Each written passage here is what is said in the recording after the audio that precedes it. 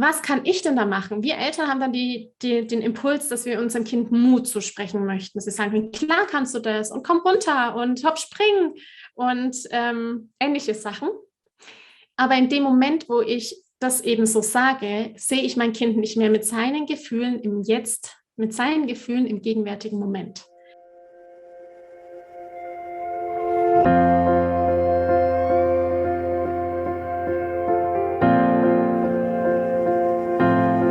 Hallo und herzlich willkommen bei Loslassen und gemeinsam wachsen, deinem Podcast rund um bewusste und bedingungslose Elternschaft.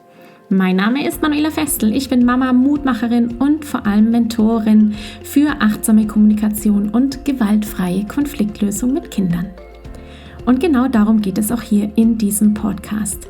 Ich zeige dir, wie du deinen Weg in eine bewusste, authentische und bedingungslose Elternschaft findest und Konflikte schließlich mit deinem Kind achtsam, respektvoll und gewaltfrei lösen kannst. Ganz ohne Schimpfen und Bestrafen.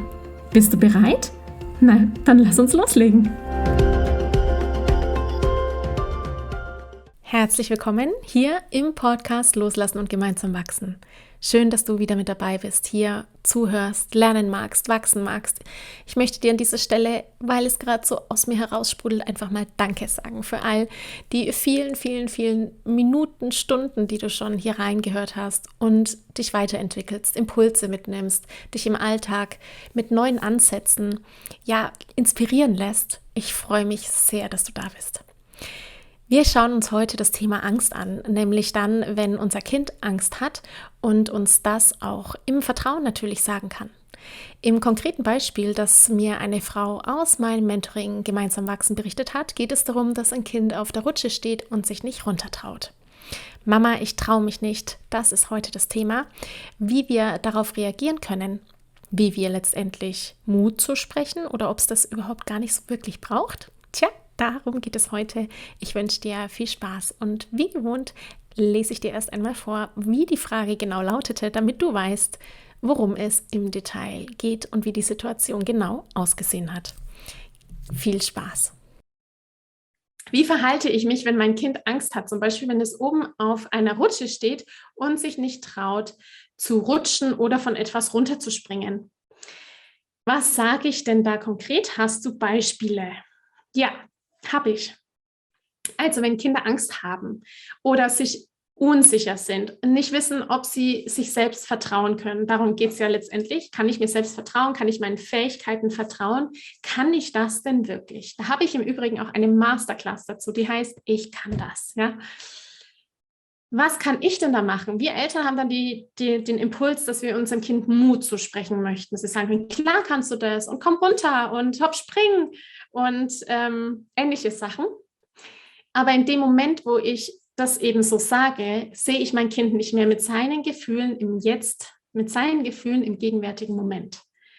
Und was du da letztendlich dann sagen könntest, ist eben das, was du wahrnimmst, das, was du aus der Beobachterperspektive siehst. Oh ja, ich sehe dich, wie du da oben stehst. Und dann, wie fühlt sich dein Kind vielleicht?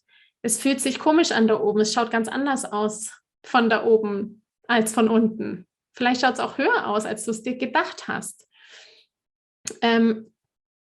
Was machen denn deine Beine? Zittern die vielleicht? Ja, du kannst natürlich auch auf Körperebene gehen, je nachdem, was dir eben gerade sinnvoll erscheint. Letztendlich geht es um das sogenannte aktive Zuhören. Das aktive Zuhören ist, dass ich Mitgefühl empfinde für mein Kind und eben versuche, meinem Kind zu signalisieren, was es empfindet, weil ich ja weiß, dass es das noch nicht in dem Maße kann, dass es sich noch nicht ausdrücken kann, wie wir Erwachsene es könnten. Und dieses Mitgefühl darzulegen, zu sagen, okay, ich sehe dich, ja, das schaut komisch aus. Was möchtest du, was überlegst du denn? Bist du noch unsicher, ob du rutschst? Bist du noch unsicher, ob du springen möchtest? Hilft es dir, wenn ich dir zum Beispiel meine Hand gebe? Auch kannst du in solchen Momenten helfen zu erinnern. Also gab es bei deinem Kind zum Beispiel schon mal solche Situationen, wo es unsicher war und nicht wusste, ob es eben den Mut aufbringen kann, diesen nächsten Schritt zu gehen. Wenn dir sowas einfällt in dem Moment, hilft es deinem Kind total, weil es sich daran erinnert, dass es ja schon mal so einen Schritt gemacht hat. Und letztendlich geht es darum, dass die Kinder von sich heraus, von innen heraus wissen, dass sie es können.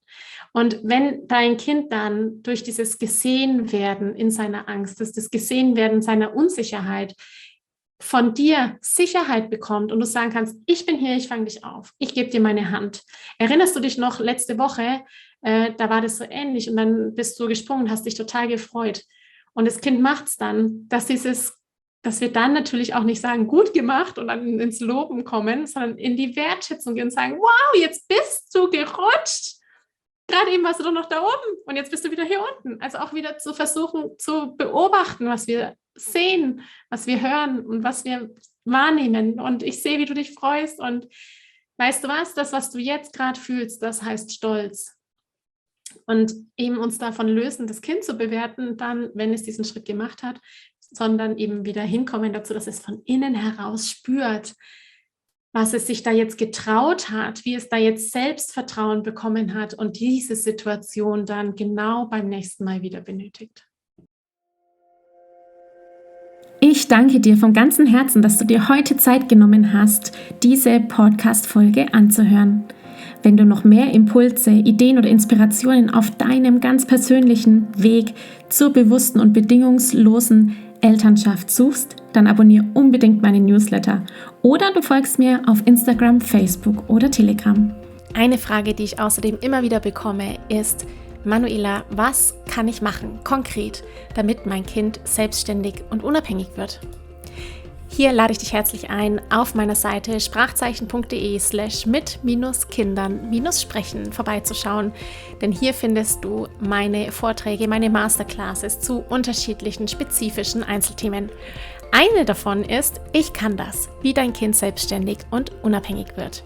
In diesem Vortrag geht es vor allem um die 4 Kernbausteine, die Eltern ihren Kindern mitgeben können, damit diese frei werden, sich eigenständig und unabhängig entfalten können, nämlich emotionale Sicherheit, Freiheit, Vertrauen und Authentizität. Wenn dich also diese Fragen quälen, wie kann ich mein Kind unterstützen, Lösungen zu finden, wenn es alleine draußen unterwegs ist, dass es gut alleine zurechtkommt? Wie fördere ich die Selbstständigkeit bei meinem Kind? Wie kann ich Verantwortungsbewusstsein meines Kindes schulen? Und ja, welche Rolle spielt dabei auch das große Thema Vertrauen? Dann schau doch hier unbedingt mal vorbei.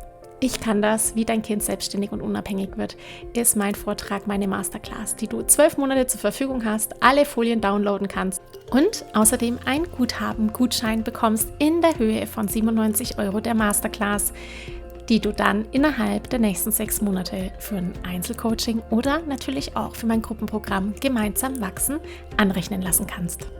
Wenn auch du mal eine Frage stellen möchtest, dann komm am besten auf meine Warteliste von Gemeinsam wachsen, meinem 12-wöchigen Mentoring-Programm von der Wut zu Respekt und liebevollen Eltern-Kind-Kommunikation.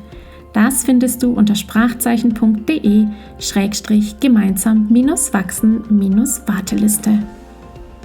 Wenn dir die Folge gefallen hat, freue ich mich natürlich riesig über einen Kommentar und natürlich, wenn du die Folge bei deinen Freunden und Freundinnen teilst und meinen Podcast abonnierst. Jetzt wünsche ich dir aber alles Gute. Wir hören uns sicherlich bald. Viele liebe Grüße. Ciao, ciao.